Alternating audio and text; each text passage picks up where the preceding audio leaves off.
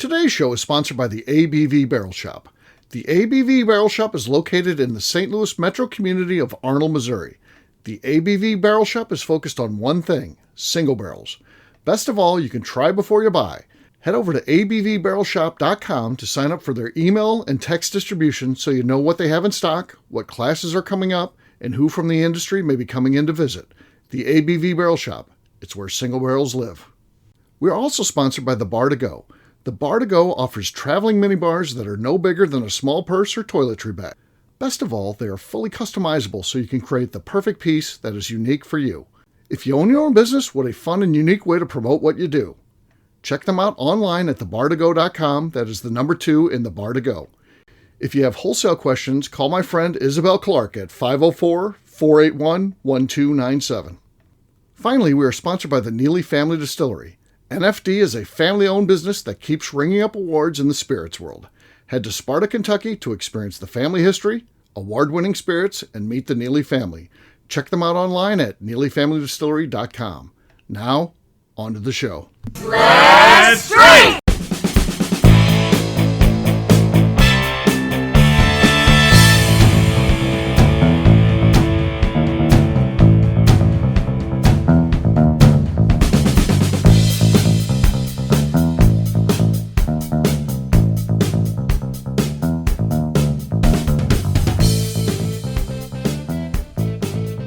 Welcome to the Bourbon Daily, the podcast about everything bourbon delivered to you every day of the week. Today on the show, we talk about an article.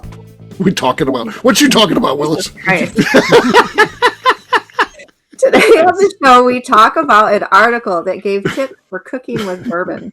My name is Justine Mays. Please join me in welcoming my co-host Steve Akeley, along with our special guests Tim Swyatt, Lenny Eckstein, and Ryan Thompson. Hey, gang, what's up?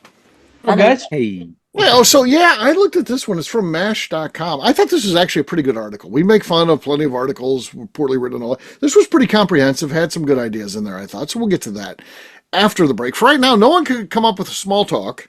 So we're going to go to the box. Again, we've got pending litigation against they called their game Small Talk. So hopefully we'll win that lawsuit. We'll see how it goes. We're trying to be sponsored by him, one or the other, Akeley. Come on. Or yes, either they can sponsor us or we're going to sue them. So yes, and yeah. So we are going to sue them under the jurisdiction of Katie Joyce. So we're trying to get it into her county. So yeah. This one, no, we're not going to do that one. It's just about pets. Tell us about your pets. This isn't a big pet group at this point, so we're not going to talk about that. You got a pet. I can talk about pet sitting. I held a dog yesterday. You got a dog for a day? How'd that work? Well, for a couple minutes. Okay. Well, there you go. What is the one item from your past that you can't see yourself ever getting rid of? What is the one thing that no matter what, you're going to keep? That's a good one. I like that. I'm looking around my office right here. Right. It's like you wouldn't take $1 million for it, but you wouldn't give 10 cents for another one, but it has sentimental value. We're talking about a sentimental value thing here. What is something along the lines? I mean, I'll lead it off. It's about 5 feet away from me on my wall right now. It is a wooden 6-shooter that my granddad carved for me on the porch. And it's in a leather holster, and it's between a map of World War I that he was an officer in, and a map of and then a picture of my dad and I, and the guns right in between. So that's what I'm looking at. If the place catches on fire, I'm grabbing that and leaving. Okay, that's the one thing. Yeah. I think that's a good one. That's a good one. Yeah. Anybody else got something that is so valuable to them that's something they would never get rid of? Never get rid of. I love this stuff. I'm looking around. I know. It feels like I got a million things like that, but coming up with it's like, what's the one thing I would walk out with? What's the one thing? It probably would be the license plate for my grandfather's 27-foot RV. So when my grandfather finally passed, he was the second one to pass. Grandmother passed first. When he passed, nobody wanted the license plate, so I snagged them all because I used to help them out on those trucks, help them out in the cars, this, that, and the other. And I got the license plates all hung up on a rack in the garage. But I would grab that license plate for sure because there's a lot of memories of seeing the country, being around, and driving that Winnebago and all that stuff. But a lot of memories in that license plate. Okay. If I had to have one thing, I would say that there's a lot of things. There's some of the personal stuff from my dad is very important, especially his police stuff and things like that. But if I said it came down to one, I think I would grab the pocket watch of my grandfather, who I never met. Unfortunately, he died in 1963, but and he was born in the 1890s. But he was a St. Louis streetcar driver, and he had one of those old-fashioned, pocket watches, and that he would keep time for his route and stuff like that. Actually, pretty cool thing. It's not currently in working order.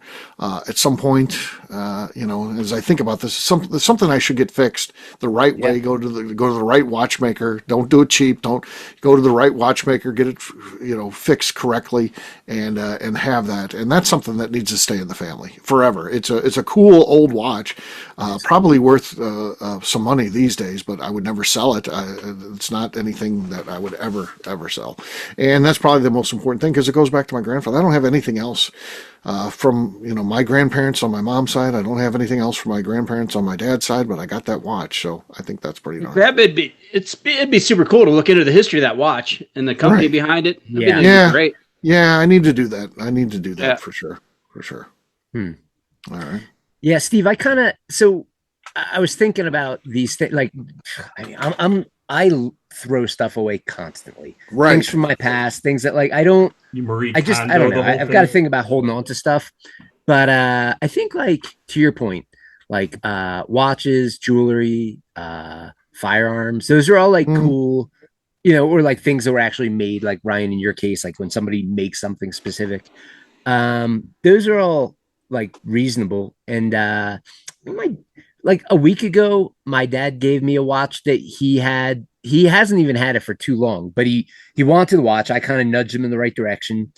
And it was always kind of funny to me, because for the time he had it, it was always set wrong. The time was wrong. The date was wrong. He was always swearing that it kept stopping. So he sent it in to be looked at, and there was nothing wrong with it. And every time I saw him, the crown was unscrewed. And I was like, Dad, it's not, you can't go in the shower with that. Anyway, he finally got sick of it and just bought a cheap quartz watch. And he was like, do you want it? I was like, damn right I want it. Right. And that's a recent thing, and my dad's still alive, but that's one where I'm like, anytime somebody gives me a watch, like my dad or my father-in-law gave me one of his old watches, that's something that's for sure never being given away. That's right. Yeah. Got to be featured on Whiskey Watches, Lenny. Yeah, that's right. They're all on. I got to see that timepiece now. There you go. Oh, it's on there. Oh, it's on there. Okay. I got to look for it now. Yeah. Tim, how about you, man? No, if I went through with my license plate with my grandfather. Oh, the license plate. Yes. Yeah. I think Justine's up. Justine hasn't done anything. I've two things, and they are sitting right by each other, so I can grab both of them at the same time. All right. And the one I may end up giving to my cousin's daughter, just so it stays in the family. But I have my grandmother's wedding band and my great grandmother's wedding band. Okay. Really cool. That's cool. And I also have the layaway booklet from when my great grandfather put my great grandmother's wedding band on layaway. So that's kind of cool. And I have my grandpa's first hip replacement. What the? What? As a paperweight. Like the titanium. As a paperweight. Was it made out of titanium? I think so. Okay. It's got the titanium ball, and then the piece that goes into the hip. It looks kind of like a Allen. So I guess he had to get a second one at some point. How do you get the first one? Yeah. So my grandfather was a volunteer fireman, and he broke his hip rescuing a person, and he had to have a replacement. And then after so many years, he had to have another replacement. So when he got the second replacement, they asked my grandma if they wanted to keep the first one, and she said sure. So then when my grandpa passed away, I got it. Okay. There you go. There you go. It sounds like we all did family heirlooms, which is probably understandable. I do have one piece that I would like to mention here that I would love. If the place caught on fire, I would grab this as well. It is very near and dear to my heart. I got it in 2023 at the Key West trip MVP when I won Key West. And so it looks like this. You won Key West that year, so well deserved. Yeah. So this one sits proud on my desk. Sure. And this is coming with me if the place catches on fire. Okay. That's awesome. You don't have any kids yourself that you know of. You got to be thinking about where that's going next. Where is that going to go in the family? Yeah. Well, maybe to Darren at the ABV Bottle Shop. There, we'll see. That could be. All right. We'll see. I might autograph it, if you will. Okay. Yeah. A lot went into that. Determined, a lot went into that. All right. Well, on that note, guess what, gang? It's time to drink. What is everyone drinking? Let's start this time with Mr. Lenny. Lenny, what do you got there, buddy? I've got a bottle of Still Austin Cast Strength Bourbon. Okay. Not a lot going on there. Not very impressive, but we'll see what Tim's got. He's going to go next. I got a brand new bottle. This is a fresh cork of Old Jet Brothers, finished in sake barrels. Oh, sake. Wow. Nice. Sake. Cool finish. It's interesting. It's white on the side. Okay. No. Wait, let's recognize that Tim did not change his microphone, and it still was silent. What? He did change it, but he didn't set it as loud. I think. I noticed there was. I was going to say his voice sounded like he changed it. There was a change there. It was changed, and that cork pop was explosive, and I am left wanting. Or you're all trolling me again. No, we're not trolling you. You'll hear it when you review the I have to verify. Every Bourbon Daily I'm on, I verify. He verifies. There's an 8-step process. There's a checklist he has. There is. Yes. Okay. I put in the homework. Yeah. All right. Ryan, how about you? It's great, Tim. My friends up in Big Fork, Montana, Whistling Andy Harvest Select Whiskey.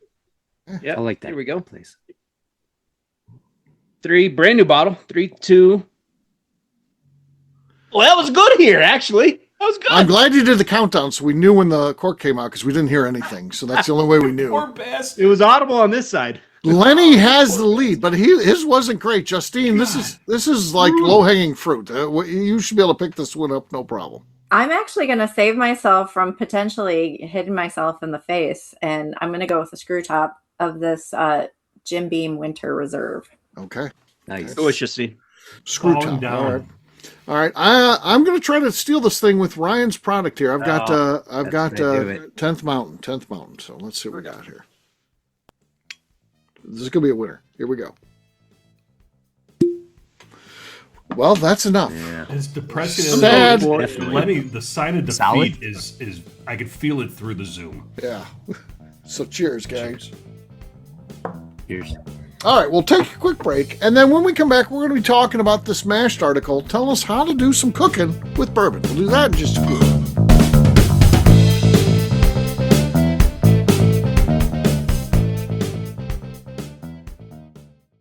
Okay, let's talk about the people that make these shows happen. First up is the Stave and Thief Society. Via their in-person class at Moonshine University in Louisville, Kentucky, the Stave and Thief Society is the place where you, a bourbon enthusiast, can expand your knowledge and emerge an executive bourbon steward. In 2017, I completed my executive bourbon steward certification. It's the most comprehensive bourbon certification available and connects you with an expansive network of bourbon enthusiasts and professionals. Check out the full listing of in-person and online certifications and join the society today by enrolling at staveandthief.com. Speaking of executive bourbon steward certification, the ABV Barrel Shop in St. Louis, Missouri has developed a unique partnership with the Stave and Thief Society to offer a preparatory class to assist you in getting your executive bourbon steward certification. This prep class costs only $25 and is available to take live or online via Zoom. Graduates of our class receive a coupon code good for 15% off your executive bourbon steward certification held in Louisville, Kentucky. This saves you almost $90. Additionally, you can collaborate with fellow attendees to split travel costs when you go to Louisville. If you're interested in signing up for the class, simply head over to abvbarrelshop.com and check out the classes and events page. Last but not least, we are sponsored by Neely Family Distillery. Royce Neely is the 11th generation distiller in one of America's oldest distilling families. A visit to Neely Family Distillery takes you through family history, where you can see all the artifacts and newspaper clippings through the years from this family that started distilling in America after James Neely arrived from Northern Ireland in 1740. Today, Royce Neely and his team are crafting some of the best spirits in America. Their bourbon and absinthe offerings keep winning top honors in the spirits competitions. Recently, their absinthe made history as the first platinum winner in the absinthe category at the San Francisco Spirits Competition. Neely Family Distillery is definitely a bucket list destination if you are a bourbon fan. Learn more about their spirit offerings, visiting their facility, and the awards they have collected over at NeelyFamilyDistillery.com. And now, back to the show.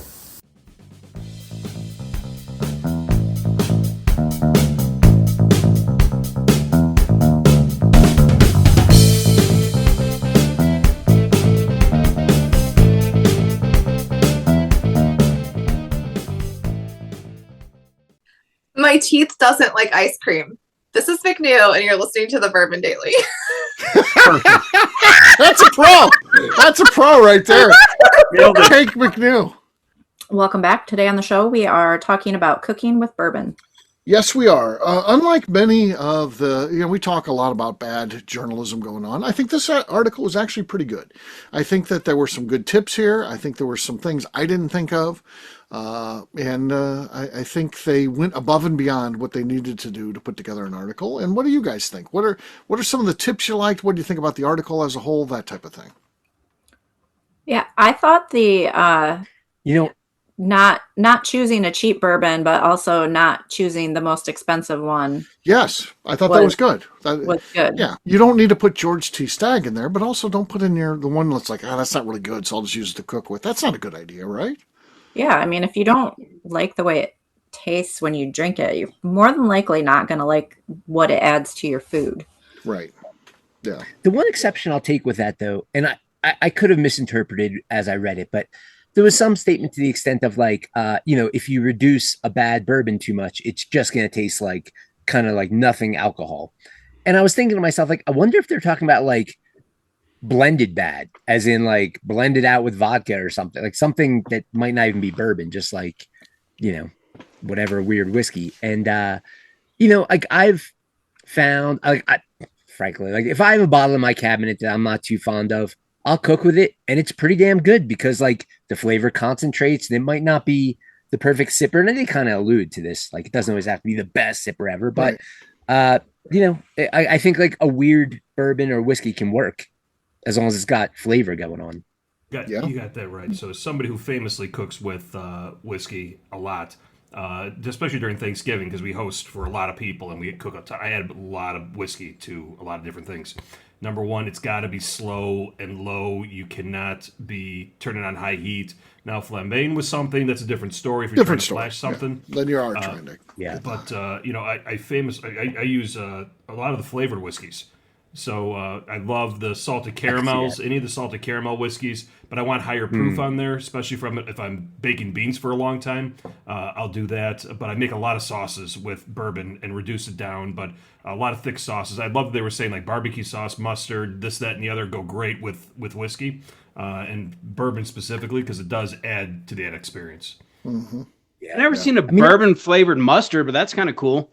We do sell at the shop bourbon flavored caramel with a local lady that makes incredible caramel sauce. Okay. We do a coffee collaboration where they just age the coffee beans in our used bourbon barrels.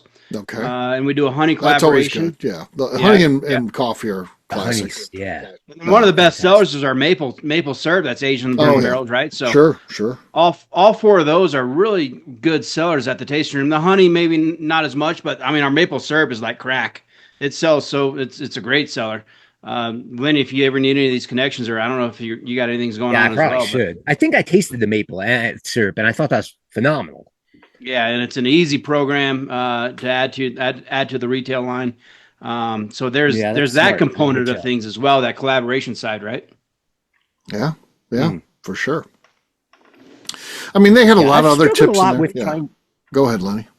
Well, I was just saying, so they talked a lot about not sauces per se, but how to reduce, and to Tim's point, like not going too hot and quick. I've always, frankly, like I've screwed it up almost every time. I'll still pour it over my food, like usually like a piece of salmon or something to that extent, and it still works. But it always like kind of breaks apart, and it's not a very aesthetic sauce, but it tastes nice enough. But I will say, when I was reviewing this article, it did inspire me. So I did like a kind of a maple bourbon glaze marinade for some salmon and piece of tuna, and I used some 291 bourbon in there, and it came through amazingly well. I cooked the salmon on a cedar plank on the grill, and I ate it a few hours ago, and it was great. And I gave a small piece to my dog. And this is going to go in a weird direction. My dog likes fish too. And so he's eating the salmon skins and a piece of salmon. He's vegan. And I see him like across the room over like near the coffee table on the rug. I'm like, what the hell is he doing? And I walk over there and he puked all over the rug. Oh. So I say this to Amy and she goes, oh, it smells like puke in here. I was like, yeah. And then she says it again. I'm like, can you stop saying that? Like, well, I know what's going on. We know Amy doesn't like puke. I mean, for God's sake, she turned in a car because your son had puked in the back seat. That's true. Yes. here's my trade-in. Don't check out the inside though. Yeah. There's vomit in disgusting. The back. Yeah. So, but now Amy was a nurse, so she's used to dealing with this. You would think, I am fairly famous for if that happens, I will then cower away and do the same thing because I can't take it. It's gross. So she's like, I'm not cleaning it. I was like, fuck. So I just start moving. I moved the sofa. I moved the coffee table. She's like, what are you doing? I was like, I'm throwing the rug away.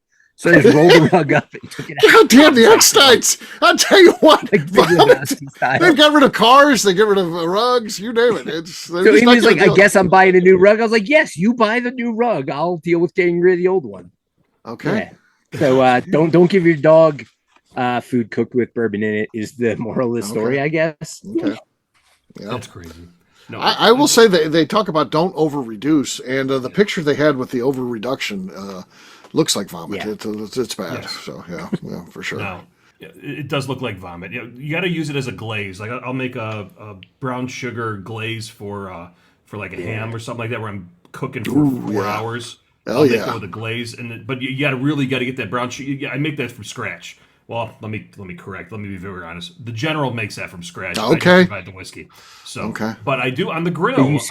I will grill peaches for dessert and have the peaches upside down with a pit side up, and throw some whiskey in there, some bourbon in there. And then when you flip it over and it finally it caramelizes everything, you throw that with some vanilla ice cream or, vegan ice cream for you, Lenny. And then you go from there. Vegan ice cream. Sounds delicious. That sounds awesome. Sometimes I'll pour enough for it to start going and it started flaring before I don't even have to flip them over just to get the grill marks. But I'll let that go and just let it go. But premature flaration. Yes, I'm gonna try that. That sounds great. No, you get what happens then is the outside of the peach gets all it gets caramelized. Everything gets caramelized when that whiskey goes, and all the alcohol burns off, and all of that all the flavor lights. And then when you get it with that spoon, you get inside the middle, it's still soft. Oh, it's perfect. Oh, I'm sure. Yeah, it's really really good. Yeah. And it's well documented. Colorado has the best peaches. So I'm definitely doing that this year. They do. They do have very good peaches. There's no denying that. Georgia would probably argue that, but you just got to put them up one against the other. So, but it's in a very specific area within Colorado. It's not like just go to Colorado and you can just grab peaches. You got to go out. Western Slope, basically the Western Slope. Western Slope. There's a whole town. Like what's the name of the town? Palisade. That is just it's not too far from Ryan. Okay. Closer to Ryan than me. Yeah. So that whole town is based. The economy is based on peaches there. So they got stores and all kinds of stuff. So right up my alley. Fun to go to. Yeah, for sure. So there you go. Cooking with bourbon. It's something that you can do and you can explore, and you probably can do more with it than you're actually doing at this point, because it works with anything. They're talking about don't limit yourself just to sweet dishes. You can work it into savory and everything else. So there's a lot of different ways to incorporate bourbon into your cooking. So great thing to explore and do. We're going to wrap this one up as we always do by talking about where people can find us. Tim, we're going to start with you. Where can people find you? You can find me on Instagram at SwyGuy2112, YouTube, our flagship whiskey, and at RushCreekDistilling.com. All right, Lenny. You can find me and the rest of Deerhammer on social medias at Deerhammer, on the web at Deerhammer.com, and you can come visit us in beautiful Buena Vista, Colorado. And if you need a rug, holler at me. quickly before it goes. So, before the Febreze wears out. Yes, yes. Ryan, how about you? Well done, Liddy. Well done. $10 for a rug. I don't know. What do you got? Across all socials at 10th MT and Whiskey. Our website is 10thwhiskey.com. It's 10th whiskey with an E. And as we record this, it is snowing outside. So there you have it. Terrible. Nice. Terrible. Late April snow. I can't even imagine. Horrible. Justine, how about you? Where can people find you? You can find me on Instagram at JA_Maze. All right, for me, I'm an easy guy to find at Steve Akeley across all social media. ABVnetwork.com, that's where our content is. ABVBarrelShop.com, that is where anything you need to know about the Barrel Shop, including classes, events, festivals, and what we have in the store. Again, ABVBarrelShop.com. And, of course, check out Bourbon Sasquatch on YouTube. Good stuff happening there. Justine, anything else to say before we get out of here? I would just like to remind the audience to please give us a 5-star review that includes comments. It helps new people find the show, which is very important to us. Also, if you like what we're doing, please visit our Patreon page at patreon.com/the ABV Network. Great job today, gang. For audience, we'll have a brand new show for you tomorrow. Looking forward to that. Until then, take care, everybody. See ya. See you, everyone. Bye. You guys. Peace.